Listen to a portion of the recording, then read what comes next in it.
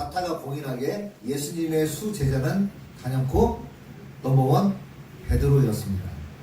자, 그러면 여기까지 잘 알고 계시는데 사도 베드로의 제자들이 있었을 거예요. 그렇죠?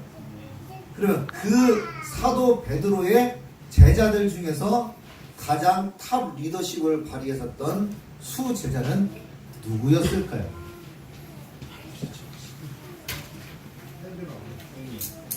네, 베드로의 수제자가 베드로라고 하는 다른 이름이 있었는지 모르겠습니다.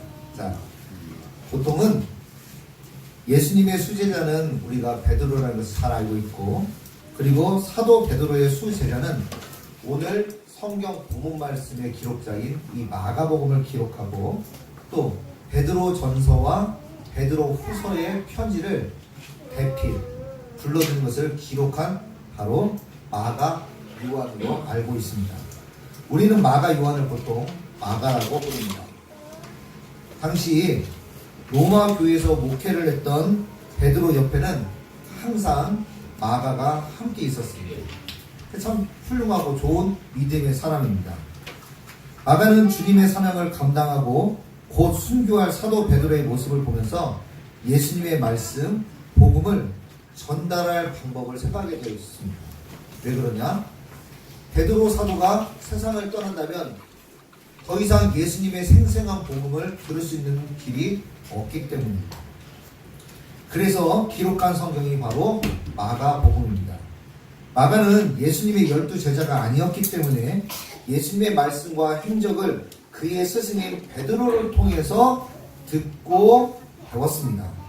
그런데 베드로의 가장 수치스럽고 부끄러운 부분인 예수님을 3번 부인한 사건을 빼놓지 않고 기록을 했다는 것을 우리가 좀 주목해 봐야 됩니다. 자, 여러분의 스승이 계시는데 그 스승이 참 훌륭하십니다. 그런데 그분이 너무 행적도 좋고 다 좋은데 단 한 가지 아주 부끄러운 부분이 있습니다.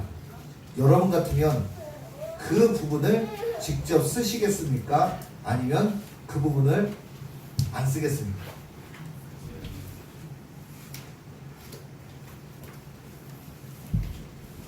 어떤 사람들 쓰는 사람도 있겠지만 저 같은 경우는 스승의 족적에 누가 될 것 같아서 저 같으면 쓰지 않을 겁니다. 그런데 이 부분은 단지 마가가 임의로 쓴 것이 아니고 베드로가 설교를 통해서 본인이 예수님을 3번 부인했었던 그 사건을 본인 입으로 간증을 했고 본인 입으로 고백을 했고 그리고 그 이야기를 모든 성도들이 들으면서 대사도인 베드로 사도도 저렇게 하는데 우리같이 연약한 성도들은 어떨 것인가? 그런 예수님을 배신한 베드로를 예수님은 버리지 않고 회복시켜 주셨듯이 예수님은 우리가 생각하는 것보다 더 크고 넓고 깊은 사랑으로 우리 연약한 성도들을 지키고 보호하신다 라는 말씀을 통해서 힘도 얻고 용기도 얻고 또 그들이 담대하게 신앙생활을 할 수 있었을 것입니다. 오늘 베드로가 예수님을 부인한 이 말씀이 왜 오늘 우리에게도 중요할까요? 그것은 예수님을 부인한 베드로는 지금 내 모습, 우리의 모습이 될 수 있고 그런 오늘날의 수많은 베드로들이 이곳에 있기 때문입니다.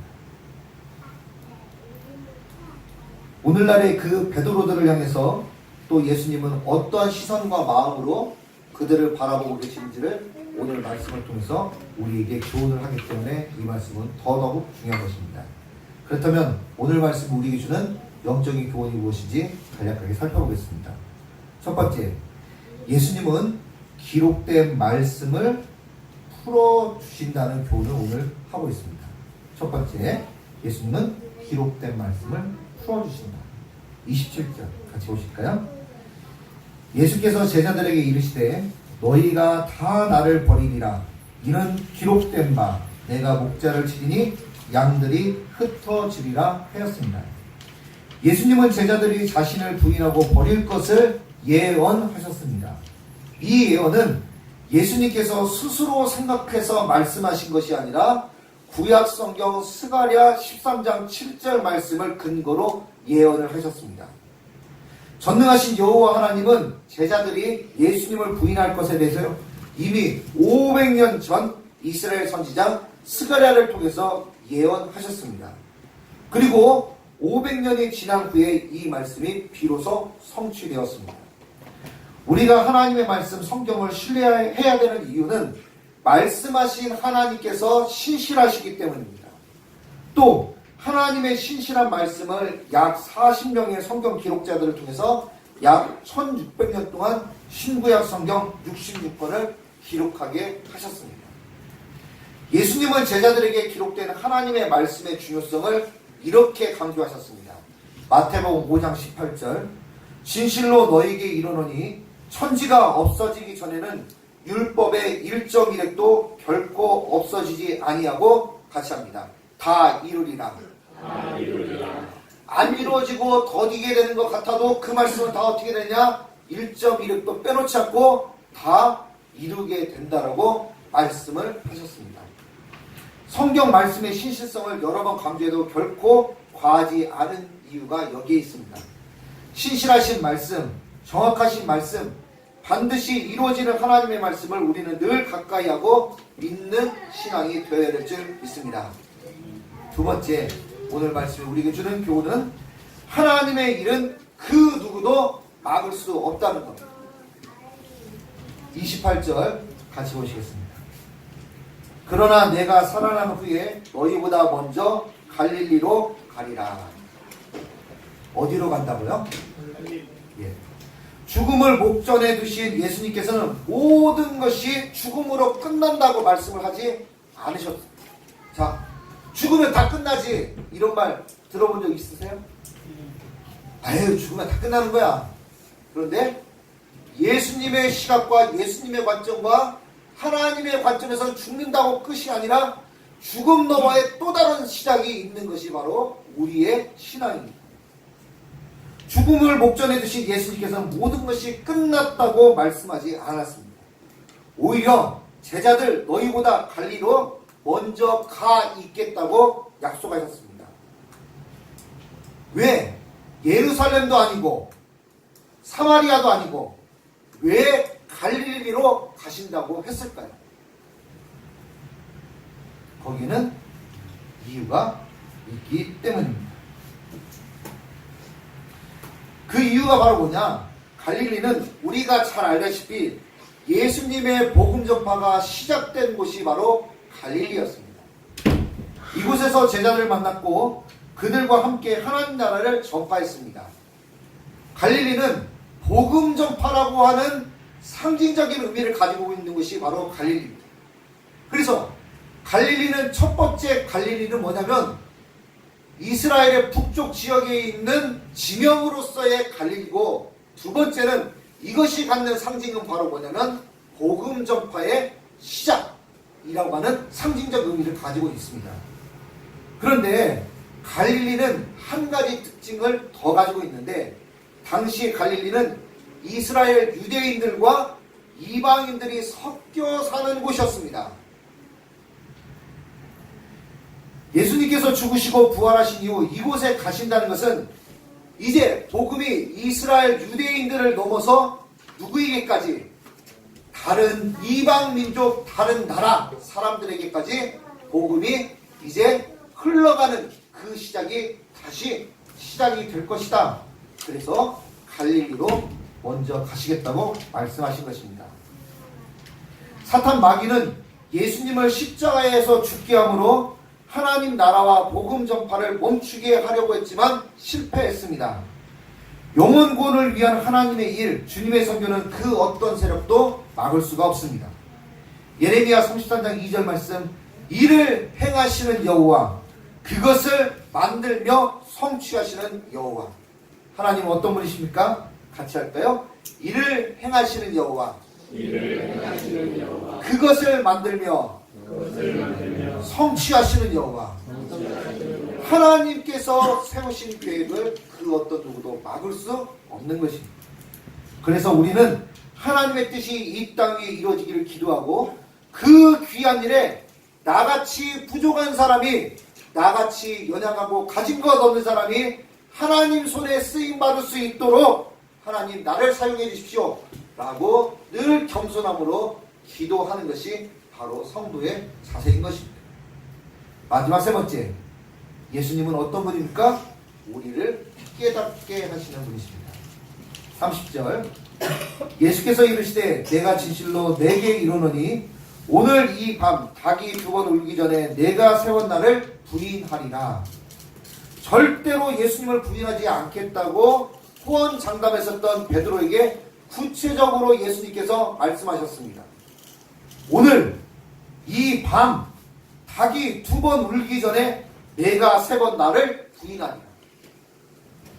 이 말을 들은 베드로는 부인하지 않을 것을 강력하게 예수님께 말했지만 결국 예수님을 3번 부인하게 되었습니다. 예수님은 베드로의 이런 모습을 잘 알고 계셨지만 베드로가 의도적으로 혹은 악한 의도를 가지고 배반한 것이 아니라는 것을 누구보다 잘 아셨습니다. 이것이 바로 베드로와 가룟 유다의 큰 차이점입니다. 의도가 달랐어요. 동기가 달랐습니다. 베드로는 예수님을 사랑하고 존경하고 예수님께 충성을 다할 마음이 충만했었던 사람인데 그의 연약함 때문에 예수님을 배반할 수밖에 없는 자리까지 가게 됩니다. 그러나 가룟 유다는 성경이 말씀하고 있듯이 그의 마음속에는 이기심과 재물에 대한 탐심으로 가득해서 예수님을 이용하려고 했었다는 것이 바로 그의 마음과 동기였습니다. 예수님은 그런 베드로를 어떻게 하셨습니까?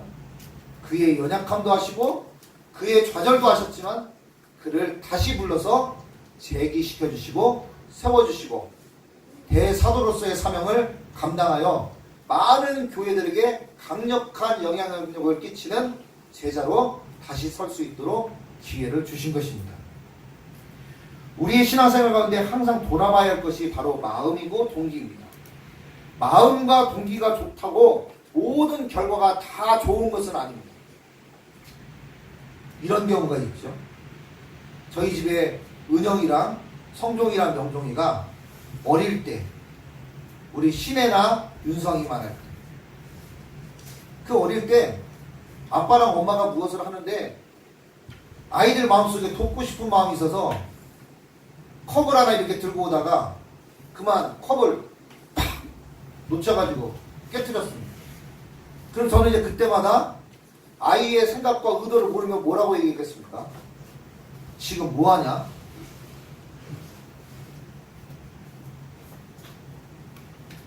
그런데 이제 뭐 물먹물먹거리고 막 애가 이제 긴장을 하는 거죠.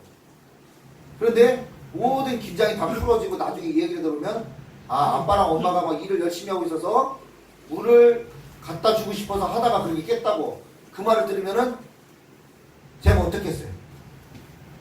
그런 말을 한 제가 후회스럽고 그렇게 말을 한 제 자신이 너무 부끄러운 거예요. 이 지금 설교 시간에 이런 말을 쓰는 게 좀 그렇지만 그냥 제 자신이 저한테 얘기할 때는 쪼다 같은 거예요. 그 쪼다 같은 아빠인 거예요. 너무 미안한 거예요. 아이의 그 순수한 동기와 마음을 알면 그것을 칭찬을 해줄 건데 모르니까. 우리는 그럴 수 있습니다. 왜요? 사람의 마음과 동기를 다 알 수 없기 때문이죠. 근데 우리를 지켜보시는 여호와 하나님, 우리 예수님은 아무리 우리가 포장을 하고 분장을 하고 위장을 하고 그 이상의 것을 한다고 해도 우리 마음속 깊은 곳에 어떤 마음과 동기로 주님 앞에서 행하는 것인지 아신다는 겁니다. 이 베드로는 투박하고 거칠고 온한 게 많았지만 예수님을 향해서 충성스럽고 사랑하고 존경하는 마음, 그 마음이 있었기 때문에 어떤 경우에도 저는 예수님을 배반하지 않고 예수님을 보호하겠습니다. 그렇게 호언장담할 수 있었던 것입니다. 우리는 때로는 호언장담하고 할 수 있습니다. 제가 하겠습니다. 라고 하지만 우리도 베드로처럼 넘어지고 또 실패할 수 있습니다. 그럴 때 주님께서 우리의 일의 결과를 물으시는 것이 아니고 우리의 마음과 동기를 보셔서 우리에게 복을 내려주신다는 것. 이것이 세상 사람들과 우리 주님의 큰 차이입니다. 우리 주원교회가 하나님의 은혜로 지금까지 이렇게 올 수 있었던 것은 우리의 어떤 행위의 결과가 아니라 우리 마음의 중심이 늘 주님 앞에서 바르게 서보려고 하는 끊임없는 노력, 끊임없는 투쟁, 끊임없는 이 믿음의 선한 싸움에 하나님께서 귀하게 보신 점이 있습니다. 자꾸 넘어질 때도 있습니다.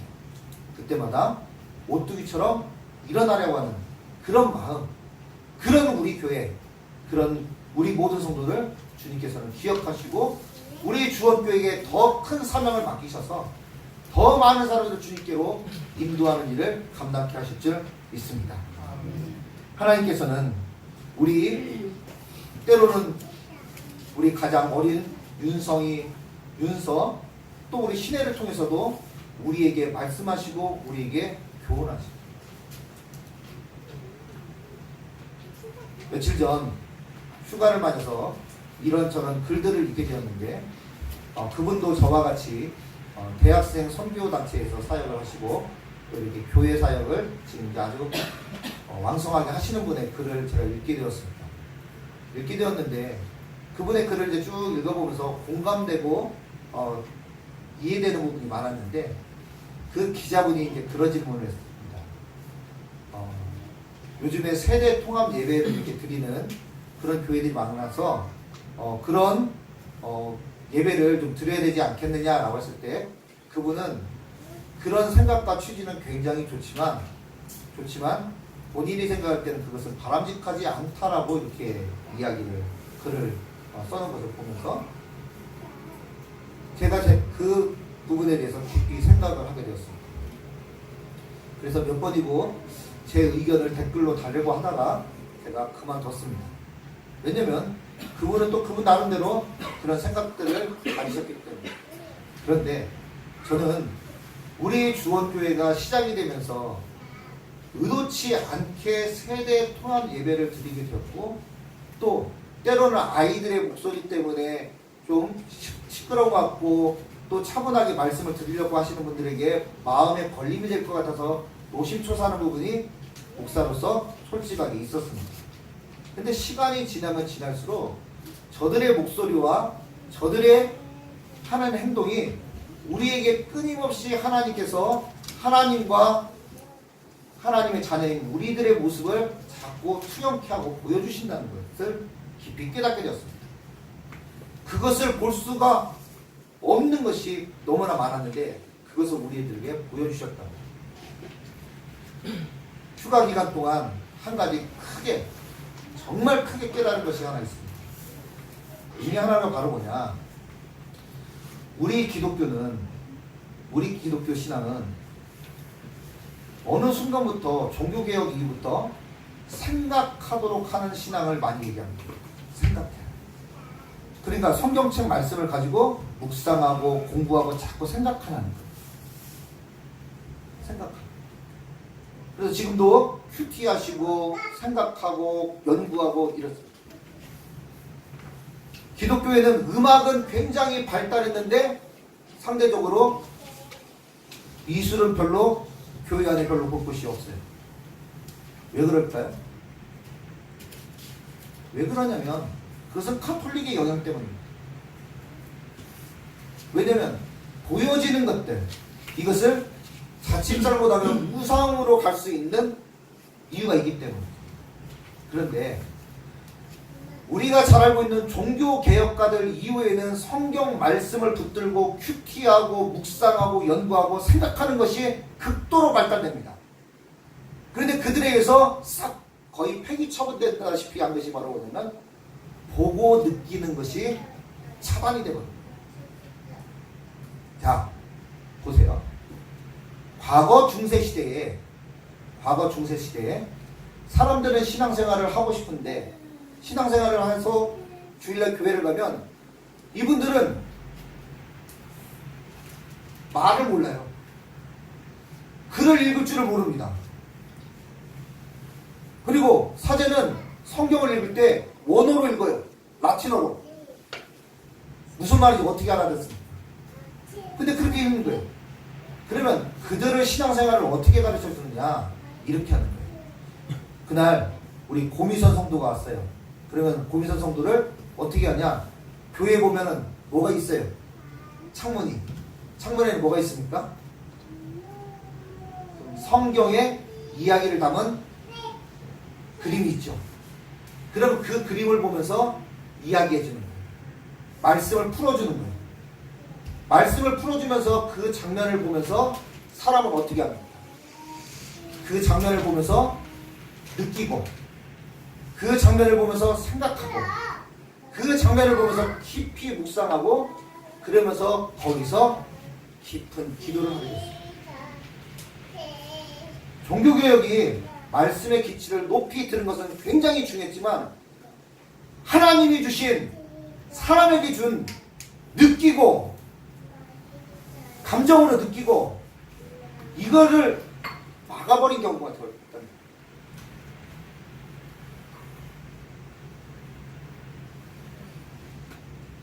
많은 경우 성경책 말씀을 붙들고 묵상하라고 합니다. 해야죠. 우리 신앙생활에서 느끼는 거, 우리에게 주신 이 느낌이라고 하는 거, 이것은 하나님의 선물이 아니라 다른 무엇에 의한 주어진 것입니다. 아니라는 거죠. 이성적으로 사고하는 것도 하나님이 주신 것이고, 보고 느끼고 생각하도록 더 깊이 들어갈 수 있도록 하는 것도 하나님께서 주신 선물입니다. 모든 것이 과하면, 지나치게 이성적으로 생각하면 자로된 듯이 반듯하게 재어가지고 모든 것을 다 그 안에서 통제를 하려고 하다 보니까 딱딱하고 그리고 굳어져 버리는 것이고, 지나치게 감성적이고 느낌적으로만 가게 되면 우상 숭배와 같이 그런 문제로 흘러갈 수 있다는 것입니다. 이것을 균형을 잃으면 안 됩니다. 한쪽으로 치우치면 지나치게 메마른 신앙이 될 수 있고, 한쪽으로 너무 지나치게 되면 너무 감성적인 신앙으로 흘러갈 수도 있습니다. 이 둘 모두는 하나님이 주신 선물이고 적절하게 잘 사용해야 합니다. 왜 이 말씀을 드렸냐? 하나님은 우리에게 기록된 하나님의 말씀을 통해서 우리에게 메시지를 전하고 계시고, 그것으로만 메시지를 전하는 것이 아니라 때로는 필요하면 우리 윤성이, 윤서, 신혜를 통해서도, 어린아이를 통해서도 어린아이와 같은 신앙이라고 우리가 얘기할 때, 우리가 말씀을 통해서 어린아이와 같은 신앙으로 할 때, 어린아이 신앙 이렇지라고 생각하는 것으로만 하는 것이 아니라 어린아이와 같은 신앙생활은 바로 저런 것이다 라고 직접 보여주신다는 거예요. 가서 만져볼 수도 있고, 그리고 가서 체험하고 느낄 수 있도록 하신다는 거예요. 베드로에게 닭 울음소리가 뭐가 그렇게 중요했겠어요? 그 하찮은 닭. 그 닭의 이름이 무엇이었습니까? 아무도 모르죠. 그냥 닭이었어요. 그 닭이 암탉인가 수탉인가 연구를 해봤더니 수탉이더라고요. 네, 수탉입니다. 그 옛날 있었던 이 수탉이 2000년 전에 살았던 그 수탉이 무엇이가 그렇게 중요하다고. 그런데 예수님은 그 우리가 이름도 모르고 어떻게 생긴 땅인지도 모르지만 그 수탉 하나로도 그걸 통해서 베드로를 깨우치고, 또 베드로의 설교들을 들었던 많은 사람들에게 닭의 울음소리를 들을 때마다 대사도 베드로께서 예수님을 부인하고 저 소리를 듣고서 통곡했었고 회개했었던 것처럼 우리도 회개하고 혹시 주님 부인한 적은 없으나 돌이켜보는 하나의 것이 신호가 됐었던 겁니다. 저는 이 말씀을 준비하면서 우리 명종이랑 생각이 참 많이 났어요. 여러분들 코카콜라 하면 무슨 생각이 나십니까? 그냥 코카콜라 생각나십니까? 코카콜라 생각하시면 제일 먼저 떠오르는 것 중에 하나가, 우리 다수가 경험했었던 코카콜라는 거의 여기 계시면 코카콜라 사다 드리면 거의 안 드세요. 성인분들은. 그러면 어디 가면 코카콜라를 무지하게 많이 먹습니다. 어디요? 필리핀. 막 일하면서 그 안 마시던 코카콜라를 낮에도 먹고 밤에도 먹고 예? 밥에다도 막 말아먹을 테세요. 그런데 영종이하고 코카콜라 얘기하면은 저희들은 굉장한 좋은 추억이 있어요. 영종이랑 일본 제가 보름 동안 교육 단기 선교 제 강의를 통해서 선교를 하고 돌아오는데 펜스타 드리모라고 하는 배를 탔는데 그 방에 저희 둘만 탔어요. 얼마나 재밌겠습니까? 매트리스 8장을 다 깔아놓고 이불을 다 깔아놓고 영종이랑 같이 둘이 있었습니다. 콜라를 먹고 싶다고 해서 콜라를 하나 사서 먹는데 영종이가 콜라를 마시고 제가 동영상을 이렇게 찍고 있었습니다. 그 장면을 찍고 있는데 영종이가 하다가 갑자기